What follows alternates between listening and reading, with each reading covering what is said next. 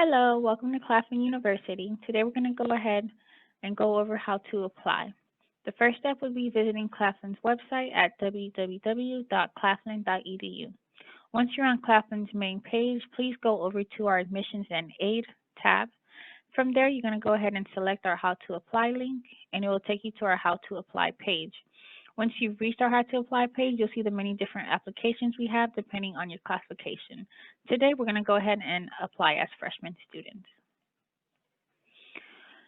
Once you click on the Apply as a Freshman, you're going to go ahead and select the Apply Online button, and it'll take you to our Undergraduate Studies - Traditional page. From here, what you're going to do, guys, is make sure you see the highlighted portion where it says click here to fill out this application. You're going to go ahead and select that. It's going to take you to this page right here, and pretty much you're just going to go ahead and click on View Table of Contents to see all the sections for the application. And then once you click on Table of Contents, you're going to go ahead and select our first section, which is pretty much you letting us know when you plan on enrolling to Claflin. So here you select the year, your enrollment status, whether you be a full-time or part-time student, your enrollment classification, since it'll be your first time, you'll select freshman. Division of interest would be undergraduate. And program of interest, guys, these are all the majors that we offer. If you're undecided or don't know, please go ahead and select undeclared and hit next.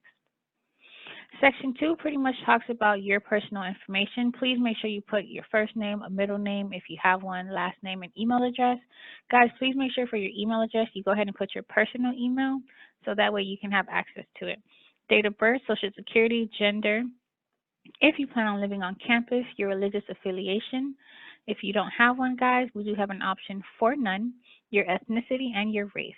Once that's filled out, please go ahead and go over to section 3, where we're pretty much asking for your address information.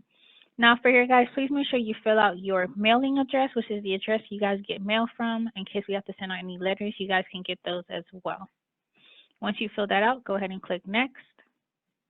And it'll take you to section 4, which is where you go ahead and select your educational information. And for many of you guys, since you guys are in high school right now, when it says what's the highest degree you've earned, please make sure you go ahead and select high school. And then don't forget to put in your high school information. And for those of you guys that are currently dual enrolled, taking college courses, please make sure you put that information here. And also for number 15, if you are taking any college courses, guys, please list those courses here as well for us. Once you've filled that out, go ahead and click Next page. This is where we're going to go ahead and ask for your test score information in section 5 if you have taken the SAT or ACT. If not, that is fine. You can leave this section blank. Section 6, guys, is where we ask about your parents' or guardians' information. Please make sure you fill that information out for us. And once you do, make sure you hit Next page to go on to section 7, which is where you're going to go ahead and set up an emergency contact. Just make sure the phone number you guys put is one that is working. Then you're going to hit Next page.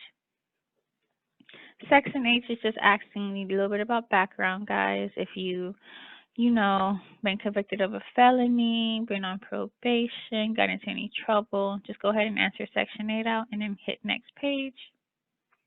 Section 9 is just you telling us about any extracurricular activities you might be involved in, whether it's student government clubs, choir, band, athletics. Please make sure you go ahead and fill those out.